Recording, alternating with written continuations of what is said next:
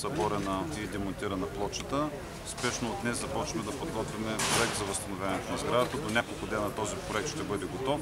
Вече говорих с фирма EVN. В момента, в който им предоставим проекта за възстановяването на сградата, те ще наемат специална строителна фирма, която спешно ще започне възстановяването на сградата. На всички жители на конкретната сграда им е предложено, още днес могат да се настанят на хотел. Ако откажат хотел, ние сме предоставили и нови жилища, апартаменти от общинския жилищен фонд, така че имат право на избор.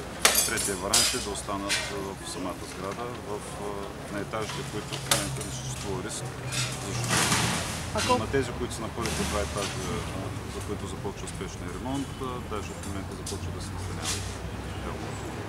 За всичките разходи се поемат от EVN. Днес съм се разпоредил, започва обособяването на резервно трасе в съседния парцел, който е общинска собственост. Ще дадем точка за монтиране на нов временен тръбопоз, за да може максимално бързо, ако сега пристигне оборудването, до края на деня да започнем да пуснем електрозахранване.